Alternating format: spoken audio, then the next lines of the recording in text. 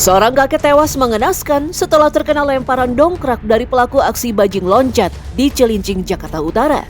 Peristiwa yang terjadi Kamis 31 Juli kemarin bermula dari aksi pencurian dongkrak mobil oleh sang pelaku. Dongkrak besi yang dilemparkan pelaku jatuh tepat mengenai kepala korban yang sedang berada di bawah jembatan akses Marunda. Kejadian ini menambah rentetan aksi bajing loncat yang seolah tak pernah bisa terhapuskan.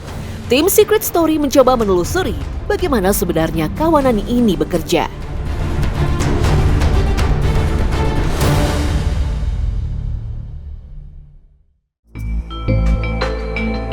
Kami menelusuri salah satu daerah Jakarta Utara yang menjadi pusat lalu lalang truk logistik setiap hari.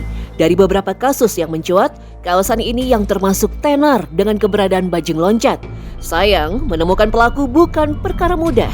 Tetapi, upaya kami membuahkan hasil ketika salah seorang mantan bajing loncat mau untuk menceritakan kisahnya. Sekali ngambil berapa banyak bisa Raka, begitu dia ingin disebut. Lelaki tanggung ini tak terhitung telah puluhan kali melakukan aksi bajing loncat bersama rekan-rekannya. Biasa beraksi dalam kelompok 3 orang yang semuanya punya tugas masing-masing. Bertiga, saya bagian naik ke depan mobil, nodongin supir, yang 2 mengambil barang-barang di mobil. Dan setelah itu saya angkut dan saya bawa kabur gitu barangnya. Dari ribuan truk yang melintas setiap hari, Raka bahkan mengaku sudah memiliki target sebelum mereka melintas. Biasanya dia mengandalkan informan yang justru berasal dari internal perusahaan logistik. Karena kan ada kawan itu juga, dia kan kebagian dari hasil itu, dia juga saya bagi. Jadi nggak ada yang boleh tahu lah dia siapa yang informasiin juga. Ya udah saya kerjain gitu, bener. Nah setelah dapat duit ya saya bagi, nggak diem aja. Kadang-kadang dia mau nunjukin tuh hari Senin, entah Selasa, entah Jumat ada ekspor, dia langsung ngasih tahu saya gitu. Pria kelahiran Karawang ini lebih sering mengincar truk yang membawa barang untuk tujuan ekspor, seperti sepatu, baju, dan celana. Dalam sekali aksi, ia bisa mengambil hingga 400 barang. Bang, biasanya kalau titik-titiknya di mana sih, Bang? Di daerah sini cuma sering. Di mana? Ini perapatan, lampu merah. Kami mencoba menyusuri sepanjang jalan raya untuk mengetahui lebih detail tentang aksi Raka. Tak disangka-sangka, kami justru mendapatkan momen bajing loncat lain yang sedang melakukan aksi.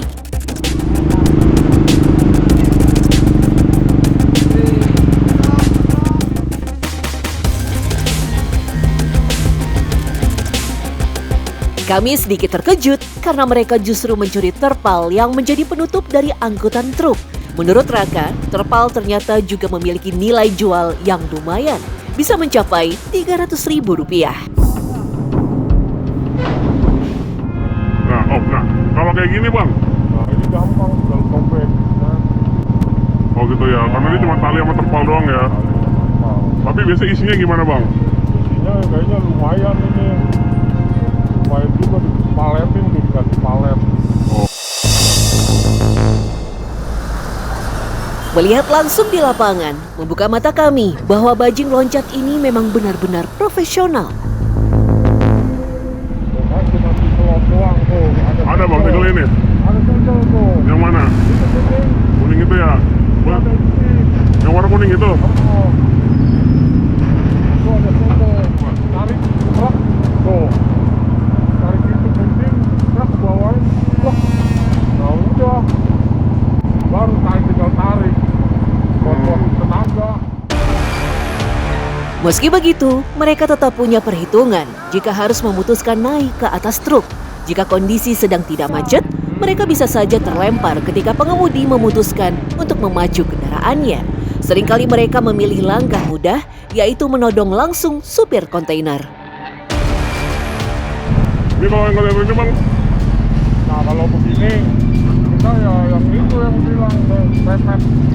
supir kita naik ke depan, kita berdiri dulu nyari tepi, kita todongin dulu Supirnya? dia suruh berhenti di titik yang mana yang aman, yang tepi.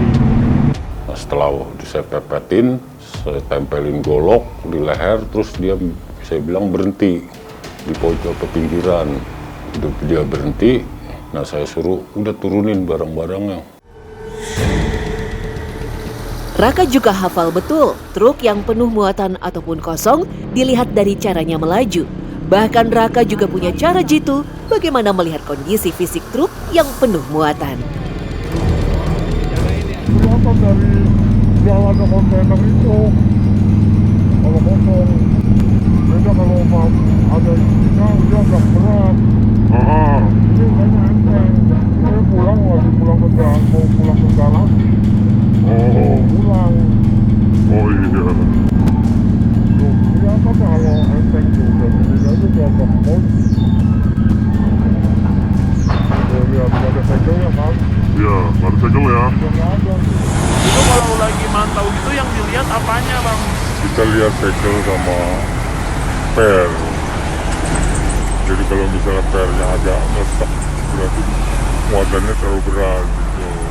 Banyak ada muatannya. Iya, itu muatannya yang nggak bisa kita goyah. Kalau muatannya setengah gitu, berarti muatannya dia bahan sepatu, apa elektronik, apa jaket, jas, bisa kita goyah. Yang menarik, tidak hanya barang yang diincar bajing loncat. Tony, salah satu rekan Raka, punya modus operandi berbeda. Jika tak menemukan barang berharga, dia beralih mengincar surat jalan dari sang supir. Menjadi surat paling penting setelah SIM, para supir pasti akan kembali ke Tony untuk menyetorkan sejumlah uang. Jadi mereka kadang-kadang nggak punya duit di kantong. Besok aja bang, saya nggak punya duit gitu. Terserah, saya bilang. Saya tunggu besok gitu. Tapi jangan kamu bawa orang gitu. Kalau sampai kamu bawa orang, surat jalan ini nggak kembali. Dari aksi Raka dan Tony, keduanya meraup jutaan rupiah hanya dalam 1 bulan. Mereka bahkan cuma harus beraksi 3 kali untuk mendapatkan 40 jutaan rupiah dibagi satu tim. Salah satu faktor yang membuat mereka berhenti selain penjara adalah keluarga. Saya berhenti tidak melakukan lagi setelah saya ketangkap. Saya menjalankan hukuman, saya bebas. Anak saya itu udah besar gitu. Waktu itu saya dihukum 10 tahun. Bebasnya menjalankan hukuman itu saya potong remisi, potong Agustusan gitu. Jadi saya semuanya 7,5 tahun. Menjadi korban utama bajing loncat, supir truk mengaku terkadang tak bisa berbuat banyak karena memang kalah jumlah dan ditodong senjata. Apalagi untuk menekan biaya logistik, mereka seringkali tak membawa kenek ataupun teman di kendaraan. Tak jarang merekalah yang harus menanggung kerugian akibat bajing loncat. Pernah kejadian di lewat terminal Priuk, saya lagi bantuin temen bukain ban, dia kan kempes ban.